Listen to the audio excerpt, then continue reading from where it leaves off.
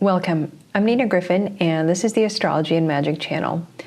Today we'll talk about the astrology of July 2023. First off, I wanted to say thank you to all of my patrons. I appreciate all of your support. Thank you so much for all of your encouragement.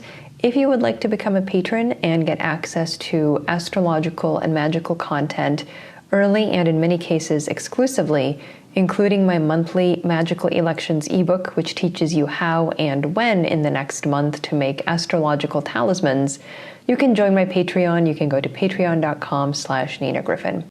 July is going to be a somewhat astrologically active month. However, we do not have major events like outer planet to outer planet aspects. We do not have eclipses.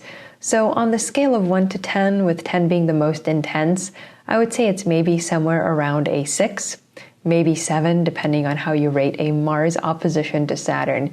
But certainly we've had more intense months this year, and we may see more of those before the year is out.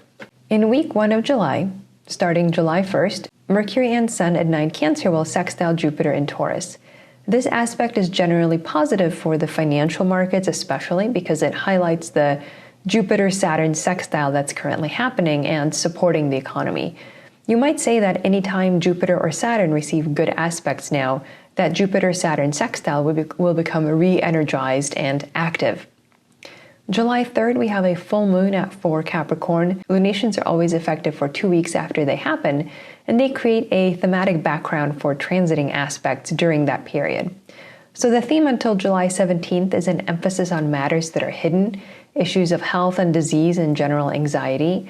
The full moon in Washington, D.C. occurs in the 6th and 12th houses, which are cadent, and therefore their action tends to be hidden and not manifest until a later date, if ever. So much of the action we are seeing is hidden, subterranean. The ruler of this lunation is Saturn in Pisces in the 8th house, showing anxiety possibly around money or money lending. Again, this chart is set for Washington, D.C., so much of what we are seeing here pertains to the United States. July 8th, Mercury will have his evening rise at 24 Cancer. Mercury now rises out of the sun's beams behind the sun, and this moment of emergence from the sun's glare was classically called phases, or an appearance. It's a powerful moment for a planet that's suddenly stepping onto center stage after being hidden by the sun. Mercury's emergence often signifies a moment when a stalled project moves forward or previously hidden information or discussions come to light. In week 2, July 10th, Mars will enter Virgo.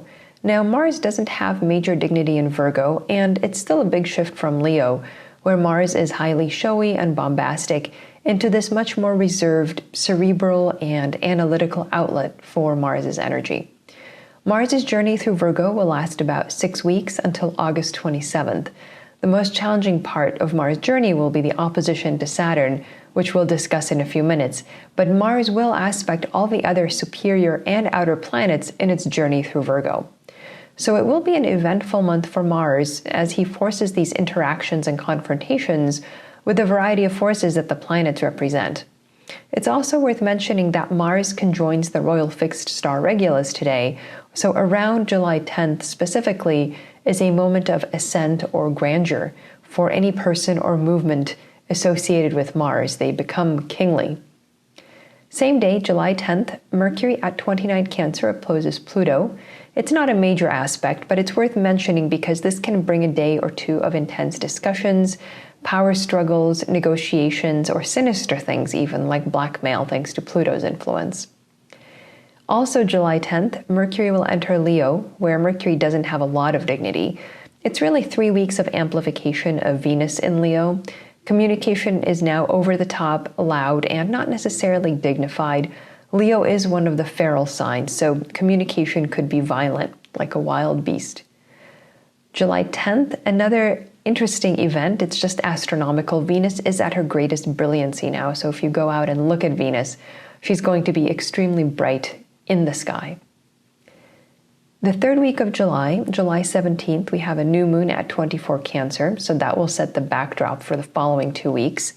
This lunation is ruled by the moon herself and makes an opposition to Pluto at 29 Capricorn. It's a fraught couple of weeks. You'll get high-stakes negotiations involving major power players. It's a real possibility now that There are a lot of intense discussions, some hidden, some very overt, happening now around power.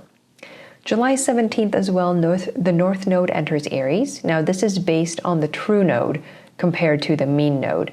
So this is an important transit for economic reasons in the works of Louise McWhirter, who's an astrologer specializing in the economy and the markets. The North Node moving into Aries means that economic activity is moving to a below average level. Now this can be modified and improved or worsened by transiting aspects between the slower planets, but the North Node in Aries on its own is generally not super helpful for economic conditions. July 20th, Mars at 6 Virgo opposes Saturn retrograde in Pisces. This is a tough aspect because it brings enmity and discord between the two malefics. Saturn is naturally the more powerful of the two, so he will set the agenda. We could see conflicts pertaining to islands, peninsulas, water, as well as mishaps relating to man-made vessels. We could see an extreme heating of the oceans and other bodies of water, since Mars brings excess heat. I discussed more details in my video on Saturn in Pisces, which you can view on Patreon or on YouTube. July 21st, the Sun at 29 Cancer opposes Pluto in Capricorn. This is another way to show a power struggle between the ruler, the Sun, and those in the dark, those gray eminences who would unseat or control them. July 22nd, Venus stations retrograde at 28 Leo. She will be retrograde until September 3rd, when she turns direct at 12 Leo. So she will be in Leo for the entirety of her retrograde period. She can bring Venusian and Leonine people back into our lives now, but it's also an opportunity to increase our own Venusian fabulousness several 100%. Depending on where in your chart this retrograde happens, you might experience an extended process or development relating to your own Venusian qualities. Your beauty, attraction, relationships are all going to kind of get more emphasis now, but it could also describe someone else in your life answering to a Venusian description, going back and forth, perhaps in and out of your life. July 22nd, the Sun enters Leo, and there isn't much to say other than it's the Sun's own sign, which brings magical and talismanic opportunities for the Sun in late July. Week 4, July 27th, Mercury and Venus retrograde will conjoin at 28 Leo. This conjunction happens very close to the royal fixed star Regulus and can symbolize an emergence of a beautiful artistic statement, for example. It's a way to make a dramatic, bold statement about your aesthetic values and the importance of art. Now, Venus is retrograde, so there is a tendency for this statement to come out slowly or more gradually. July 28th, Mercury will enter Virgo, and Mercury is in his own sign and exaltation in Virgo. So it's a very empowering moment for Mercury to leave Leo for Virgo. Mercury also conjoins Regulus, which is additionally elevating in status. And Mercury does retrograde in the Earth signs this year, so the time will come for another retrograde in August. Mercury will eventually go retrograde in Virgo, so he will remain in this sign until early October. So if you have a lot of Virgo planets or Virgo angles, you will experience Mercury's journey through Virgo as a longer process this year. All right, so to summarize, July will have its intense moments, notably the Mars-Saturn opposition. However, at the same time, we also have an absence of really major aspects that we've seen earlier this year and that are still to come. Thanks for watching. I'm Nina Griffin, and this is the Astrology and Magic channel.